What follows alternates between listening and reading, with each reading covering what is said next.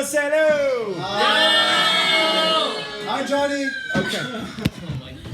Abraham is in the background. We are doing great. This is a healthy family. Okay, Baruch Hashem.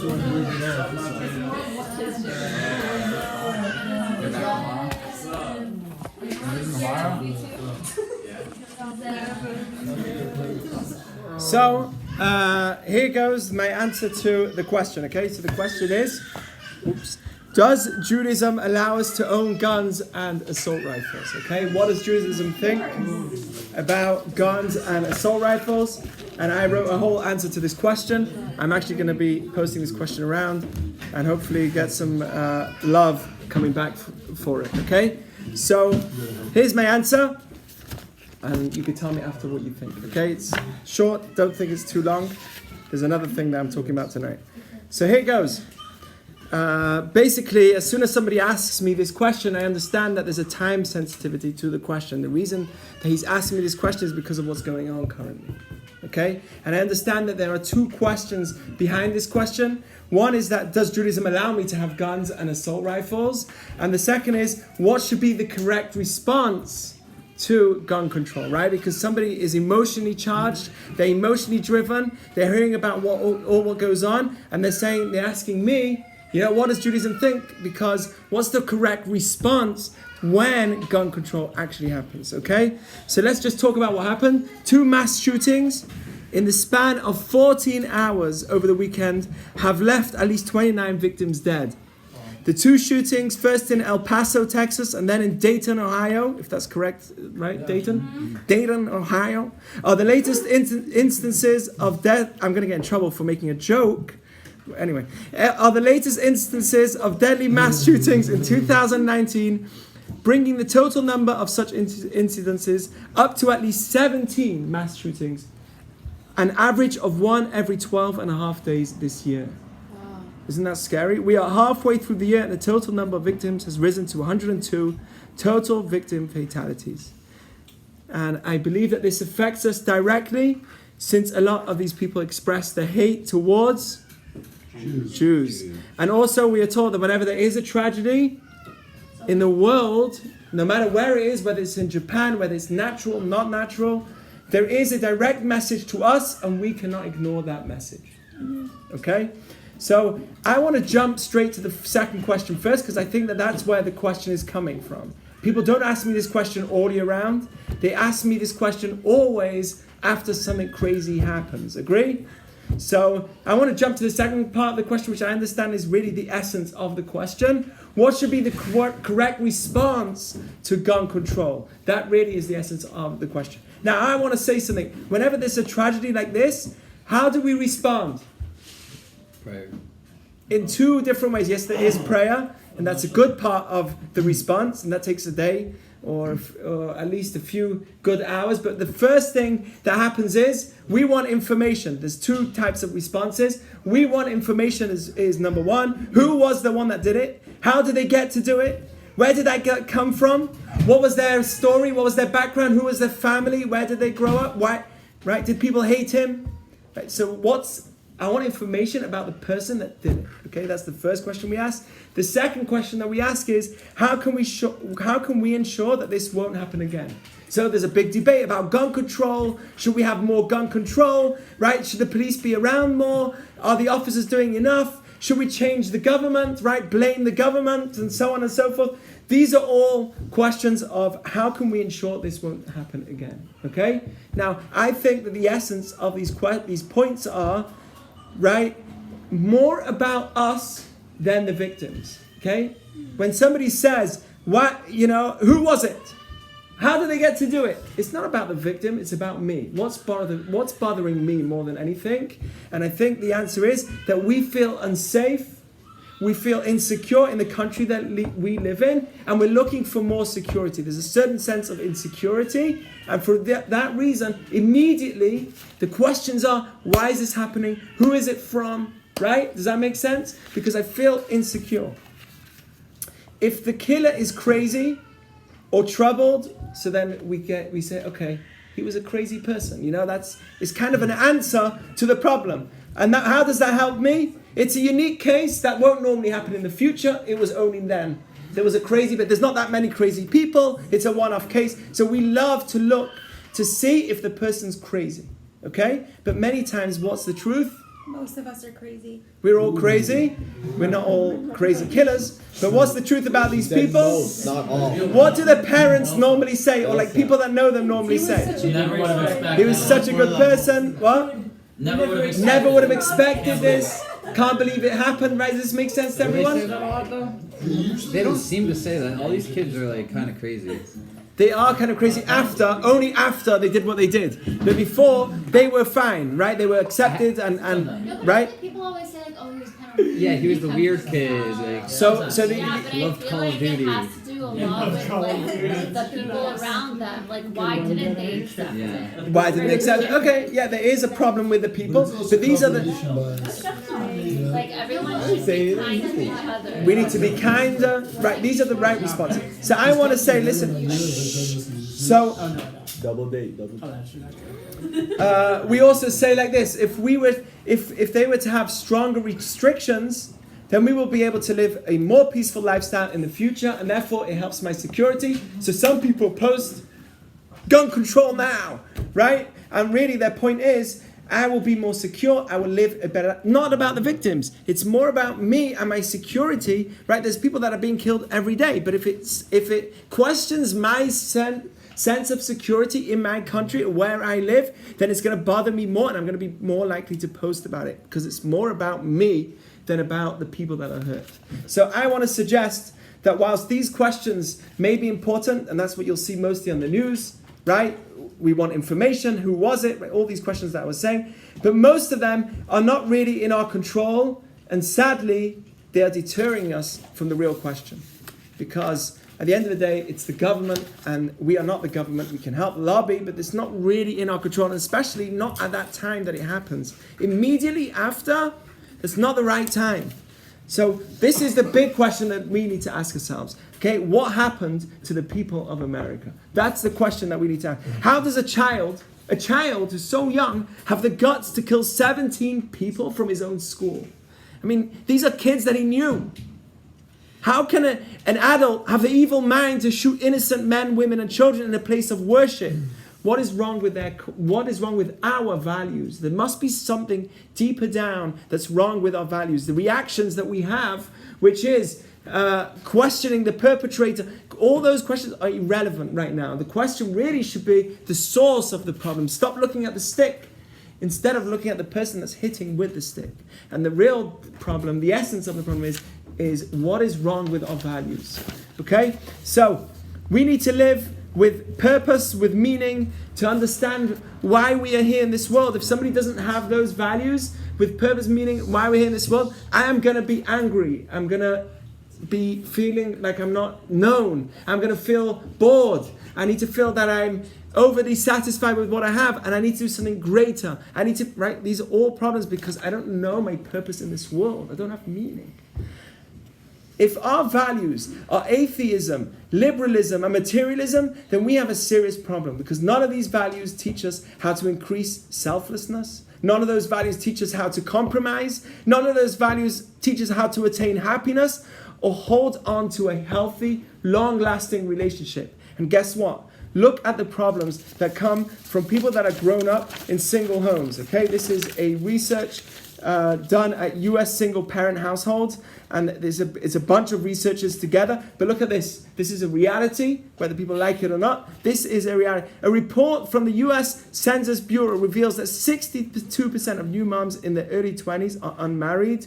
The report also found that 36% of all moms were unwed in 2011, up from 31% in 2005. Listen to this. What is the source? That's crazy. The U.S. Census Bureau. Okay, wait, we've not finished. It's just the sense. 102% of new mothers are not married. In 1980, 18.4% of all births in the U.S. were to unmarried women. Today, at least in 2008, it's not even today, 40.6% of all births in the U.S. were to unmarried women. In 1960, 5 million children under 18 lived with only one mother. Today, according to the Annie E. Casey Foundation, 19 million children live in single mother families. Okay, up from 17 million in 2000. As opposed to double mother families. That's 40% of the kids in America. 40% of all live births in the US are to single mothers. 70%, this is the crazy part, of gang members, of high school dropouts, teen suicides, teen pregnancies, and teen substance abusers come from single mothers' homes. Statistically, a child in a single parent household is far more likely to experience violence, commit suicide, continue a cycle of poverty, become drug dependent, commit a crime, or perform below his peers in education. This is not the end. Look at this. 63% of suicides nationwide are individuals from single parent families. 90% of all homeless are runaway children. 85% of all children that exhibit behavioral disorders. 85% of all youths sitting in prisons. Can you imagine? 75% of all adolescent patients in chemical abuse centers. It goes 80% of rapists motivated with displaced anger. Okay, so now, guys, I'm not saying that if somebody comes from a broken home, they're guaranteed to be a broken person, but the reality is we are missing these values. What values are we missing? The values of the Jewish values, the religious values, right? The values of meaning, of purpose, of why I'm here, of giving in. Do you know that a relationship really means? This is one thing. They went to Rav Shach, one of the great rabbis of our past generation. They asked him, what should be done in order to have a healthy marriage? He said 3 words: compromise, compromise, and compromise. Right? How can you compromise in a world which is filled with self-centeredness? And there is no God, and I'm on my own. This is the challenge, right? So that is the very beginning. Like Rav Miller says, these events leave us with a tremendous responsibility to be more energetic about our Torah values. Values that are best described in the Torah as Hakol Kol Yaakov V'Yadayim Yedei Esav. Do you know what that means? The voice is the voice of Jacob, which is the Jewish people, which means that our power is through Torah education and mitzvot, and the hands are the hands of Esav. The power of the world is through war and arms, but that was never our power throughout our history, and we're still here. Okay, so with that, we could try and answer. Now the first question that was asked to me. So what was the first question? Does Judaism allow us to own guns and assault rifles? First of all, I just want to tell you there's an opinion here. I happen to believe that there should be stronger restrictions. Why? Because I myself grew up in England, and police themselves, you know that in England, police are not allowed to walk around with guns. Did you know that? Even police don't walk around with guns. That's why it takes them hours to come to a crime scene, because they don't have guns. I never heard growing up of mass shootings. So there is something to say about enforced restrictions, especially against assault rifles. But it is important to note that according to recent reports, just in London alone, the knife epidemic has reached unprecedented levels, and there have been 86 deaths in the capital since the start of 2019 with knives. Okay, this again proves that the problem is values. The problem is in the values, not in the guns. By the way, in Israel, are there a lot of guns in Israel? Yeah, almost everyone has a gun. But you don't hear of random mass shootings within the Jewish community. Why? Values. Because we have better values, right? Bro, you shoot someone, you're gonna die. Well, but it's true. There are people, they know that here too. If you shoot someone, you're going to die most likely, right? Like the guy in Ohio. 2 hours later. No, an hour later, right? The guy in Ohio was even a minute. It took them a minute. Like they have another enemy. It's true. They have another enemy. They have a war. But there's also something to say about the values within Jewish values that are keeping them safe. Okay? So here's the point. According to Judaism, the Midrash actually tells us itself. If someone comes to kill you, jump up and rise and kill them first. Okay? How do we know this? There's a commandment in the Bible. There was an enemy of the Jews called the Midianites, and the Torah tells us, go and strike them Why? Kitzorim hem lachem, because they are coming to strike you. So the Torah was telling us, hey, go and hit them before they kill you first. And there the Torah teaches me this rule. We learn in the Midrash that from there we learn anyone who comes to kill you, you should kill them first. But here goes the big problem. And this Rabbi Miller points out a very big issue with owning a gun. Many times you can get by with a substitute for a gun. Do you know what it is? To avoid trouble in the first place. If someone insults you, you should become humble, an anav. It pays to be an anav, to be humble. You'll live longer if you are humble. But if you have a gun in your pocket, you might think, oh, I have something sharp with me, right? You might forget yourself and you'll answer back something rash and get into a real bad argument. And then it's not so certain that that person also does not have a gun. So in general, according to the Torah, yes, you are allowed to own a gun. But bear in mind, owning a gun can sometimes, or more likely, cause more damage than no damage. That's so separate from the mass shooting discussion. It is It's separate like from the mass two shooting. people, like Western style kind of fight. Well, I mean, you Well, could be there's somebody- guns and assault rifles. I'm talking about guns, right? In a place where damage is common, which is Israel, or in a synagogue, right? So now they say that synagogues are dangerous, so which is not true. Right? It's not common that there's thousands of services going on every day in synagogues and nothing's happening. So it's not yet considered as dangerous according to Jewish values. But in Israel and in synagogues, when targeted, when it's a dangerous time, it is advised actually to own a gun. And guess what? Even on Shabbat, you can walk around with a gun. Right? Because you can transgress the laws of carrying on Shabbat, even if there's no eruv, if there's not a place where you can carry, you can transgress the laws to walk around with a gun for the sakes of the safety of your people. So you can clearly see that according to Judaism, owning a gun is allowed. It is advised to own a gun in such a case, and you can transgress Shabbat, but best to have it done in an organized way, a trained way, and a safe fashion. Why? To avoid mistakes and friendly fire, which is going to answer your question. Avoiding mistakes and friendly fire. If you have an assault rifle and you do not know how to use it, and most likely you don't, right, you're more likely to injure many people that are around you unnecessarily. Now there goes another question. According to Judaism, you can only kill the person that's coming to kill you. You must not kill all the other people that are around for the sake of your own safety. For instance, anyone think that it's okay to own a nuclear weapon? Do you think that because it's freedom and we all have the freedom and right to own whatever we want, does anyone think it's okay for every single person to own a nuclear weapon? Of course not. Why? Because that's going to cause a mass destruction. So therefore, I agree that things of mass destruction should definitely be things that should not be owned in a global sense. But that's my point of view, not from a Torah perspective. That's just my point of view. In general, owning a gun is allowed, but it can cause lots of dangers by owning it in the first place. Better just not to have it.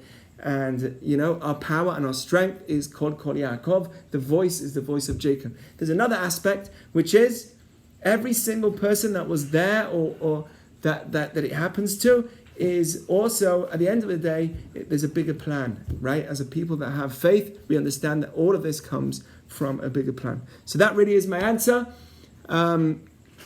Yes, you're allowed to own one, but at the end of the day, it's not advised in general in a way that's not safe.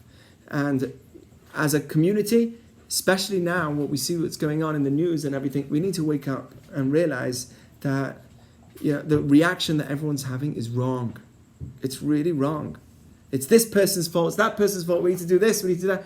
Let's get together and look at the source of the problem. And the source of the problem is our values. Not just single homes. Single homes is a result of, not always, sometimes actually, according to Judaism, it's a good point to point out, according to Judaism, it's a mitzvah to get divorced in a time that it's needed, right? It's a mitzvah, it's a good deed, it's one of the positive deeds to divorce.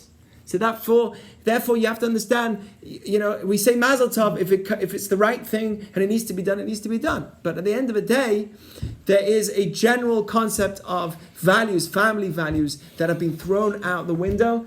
in our society because we're so much with ourselves. People want to get married later. We want to make more money now. And if that's all our values, then these type of things are going to be instilled within our children. They're just going to be on Fortnite all day and playing real guns, almost real guns with plastic against the screen, and they're very well trained. At 20 years old, they know how to use a gun better than many other people, right? So anyone here is good at Xbox, you're probably better at using a gun than me, because I've never played a shooting game on Xbox. I used to play it on a PC when it used to freeze after I shot someone for 2 hours. But that was it. Anyway, so that's my message. What do you guys think? It's good? Good. Yeah. Okay. All right. Call it a vote. Okay.